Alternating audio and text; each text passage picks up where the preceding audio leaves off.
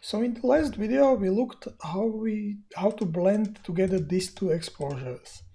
Now let's look at the little more complicated situation. Let's look at this 7 exposure photo, the second one we exported in the Lightroom video. So I have it here in Bridge, as always, Tools, Photoshop, load files into Photoshop layers. This will load all the files into separate layers. So I have here 7 layers from darkest to brightest. As here we want to blend more than 2 exposures, what we do, we always blend 2, and when we're ready with that, we'll add another one and blend that one to already what we have. So we never blend all the 7 at once. It's not really possible, or if it is, it's very complicated.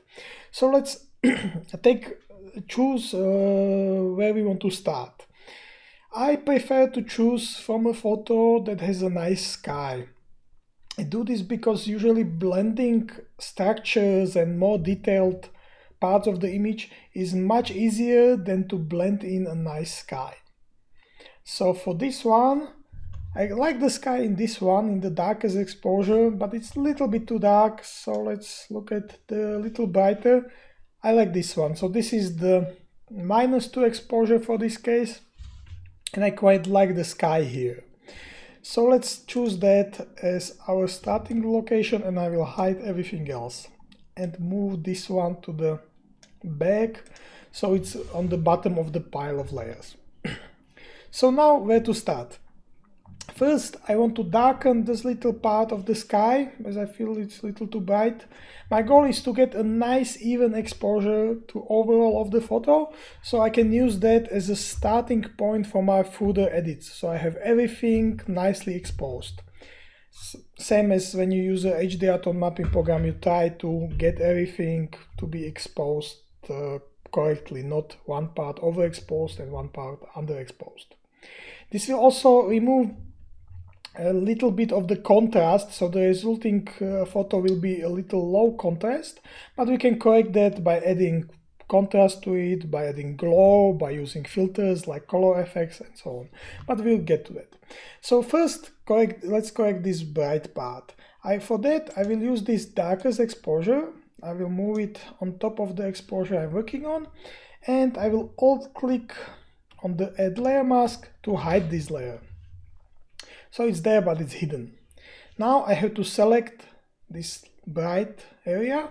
So I will do as I select lights mask. So I will control click on the RGB channel, and you see the marching ends around the area that is selected. It's a little bit bigger than I would like. I would like it be more restrictive. So I will go Control Alt Shift and click once more. So I have selected, as I named it before, the lights 2. So right now this selection is quite okay. I can create a channel from this selection if I want to. I don't need to because I know what it selects, but to show you what it selects, I can create the channel, and as you can see, it selects a lot of the sky, but very softly. A lot of the brighter parts here are selected and nothing from the bridge or from down here. So with this selection, I will still here, I just hidden it. I hide it because I don't want it to be in the way. And I will choose this layer mask, choose a brush that is white, and maybe not 100%, I will go maybe for 50. This is all just, you can get the same result also with 100, but just so we don't have to repeat this multiple times. So I will go to 50, and I will just lightly brush over this area. And when I feel I went too strongly, I will just switch with the X to a black color and just remove it where I feel it's too strong. So this was before and this is after. Really small change, I just darkened the really bright area of the photo. You can see the layer mask, alt click on the layer mask, and you see it affects only the sky, nothing else. So we corrected this bright spot. Let's look at the bridge. It's really dark, and I see I also need to brighten parts of the water here and the reflection of the bridge and also the city down here. So let's start with the first brighter exposure. I don't jump from the darkest to really bright, because I could start blending in this. But if I blend in this, I get really strong edges where the contrast really shifts quickly from the very dark photo to a very bright photo. And you get these lines around the edges. It's something that does not look good, and that's why I go step by step. So my next step is to go one exposure brighter. I will move it on top of my already edited photos, and again I will hide it with the layer mask. As you can see right now, it created a layer mask for me already. That's because I had a selection active, so I have to go undo, deselect, always remember that there is a selection there, it's just hidden, and create a new one. So I hidden the layer with the black layer mask, and what I want to select now is the bridge with this part of water and this part of the city. I don't want to select the sky, I don't want to select the brighter water. So what I do, Control click on the RGB channel, this creates the lights mask. I will save it, choose it, I will have to deselect, and I have to invert. So I get the darks mask. Right now, if I just use this as my selection, you would see that a lot of the sky and a lot of the water is still selected. So I don't want to do that. So I will Control click on it. Let's go back here so you see what's selected. And I will Control Shift click on it again. And now you can see this is the darks too. Less of the sky is selected, but still a lot of sky is selected. So I will continue. Control Shift click. Darks 3, still a little bit of the sky selected, I don't want that, so Ctrl Shift click again. Now, no sky is selected anymore, but still big parts of the water are, and I don't want that still, so I will continue and click again, and click again, and click again. I think by now it's like 7 clicks, so it's like darks 7, and I feel I still have to go a little bit further, so one more. Okay, now the selection only has the bridge, the city, and this bottom part here. If I create a channel from this selection, and I show it to you, I will hide the selection. You can see almost nothing is selected in the sky. There are a few spots, but one can correct that easily. And all our selection is down here and also in the city. So with this selection, it's still there, I just hidden it. I will go to this layer mask that we created earlier and hide my selection, take a white brush, and we can go 100 because that's quite strong what we want to reveal here. I start with white, revealing parts of this layer. So when I start painting, as you can see, I'm revealing the brighter parts of the brighter image. Okay, I will maybe go once more because it's not a 100% selection, so you have to go sometimes once more. And you see before, after, before, after.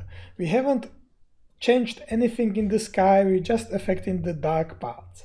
And let's correct the selection of the sky we made. So I go into the channel mask, layer mask, and as you can see, I also brushed a little bit in the sky up here and down here, and I don't want to have that. So to correct that, same as in the other video, I choose the burn tool, set it to shadows, exposure, and I have to deselect because if the selection is there, this will not work. And I go around the edges, and as you can see, it affects only the darker parts of the image, so it will correct the layer mask for us. Now you see I have a nice, really just affects the bridge and the bottom part. I can show you the image.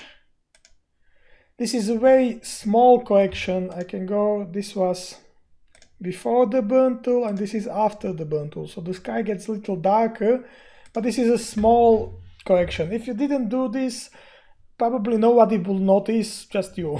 So depends on you if you want to do this or not. In some photos, like if you shoot the Eiffel Tower where it's very detailed, then it's better to correct this because you get hair loss around the structure. Okay, so we got it brighter, and I quite already like the brightness of the water. It's quite okay. Also, the middle part is already quite good. I just still feel that the bottom part of the bridge is a little too dark. So I will choose another brighter exposure by one stop. Will deselect if I have a selection.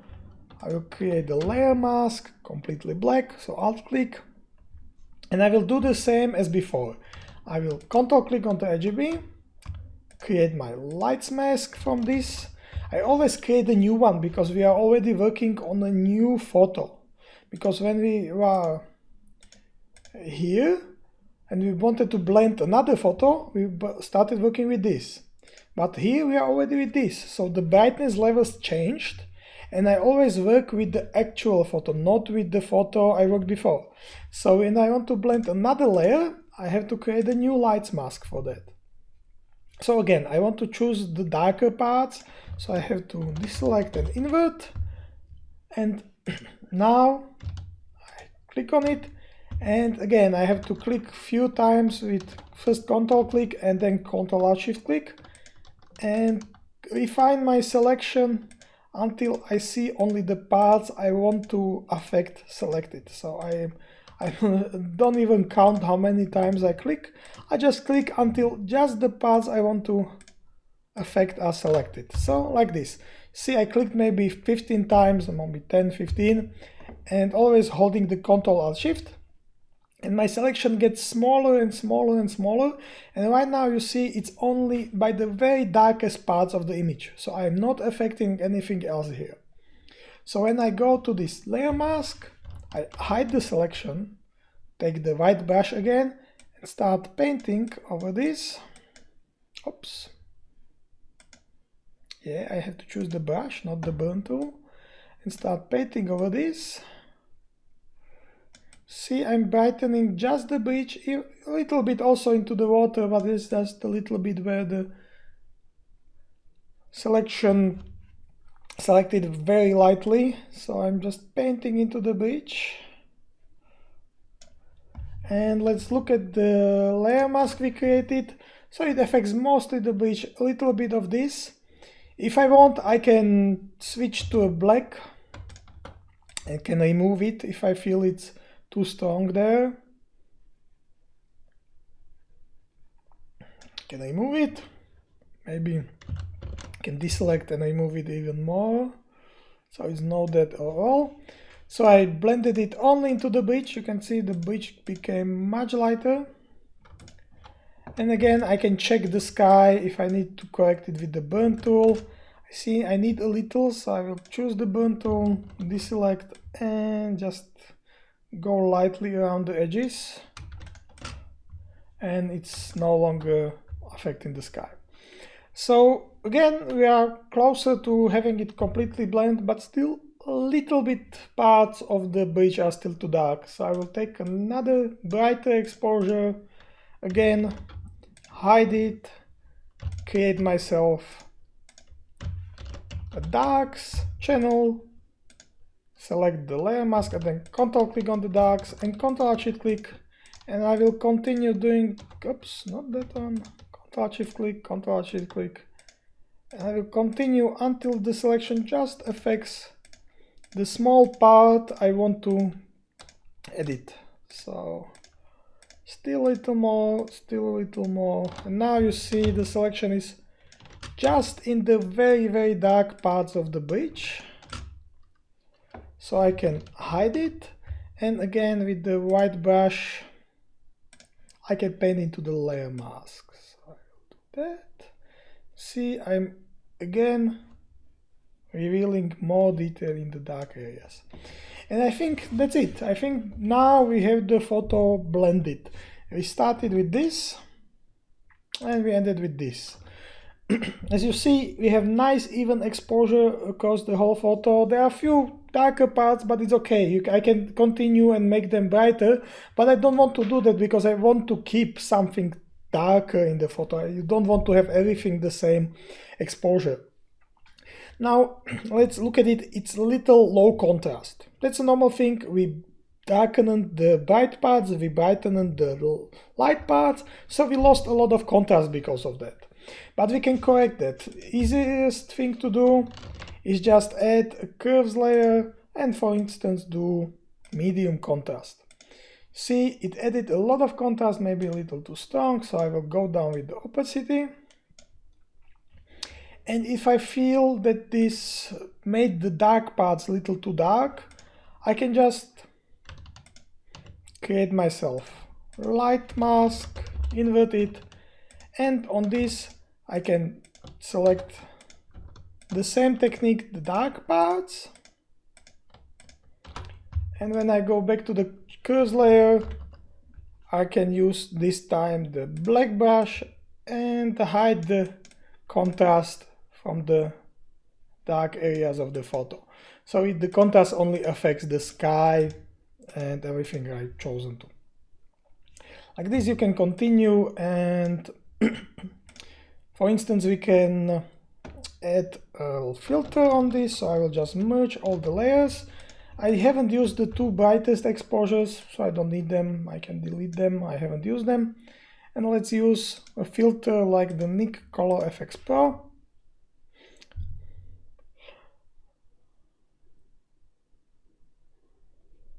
Oops, and again I forgot to deselect, so let's go back, deselect and use it once more.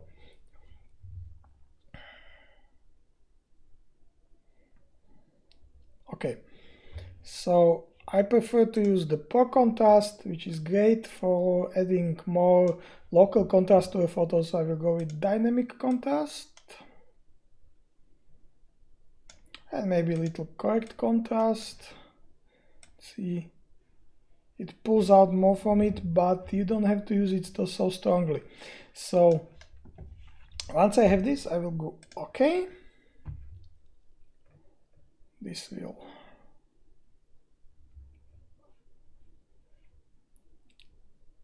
okay, a little bit more, and it's there. I quite like what it did to the bridge. I'm not completely sure with the sky because it lost this really nice glow to it. So let's correct that. Let's add a layer mask to this. And this time I want to correct the bright parts of the image. So I want to have to select the bright parts. Control click on the RGB.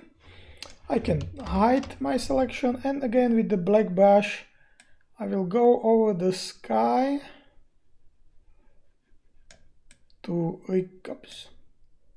recover where the plugin made a really strong effect.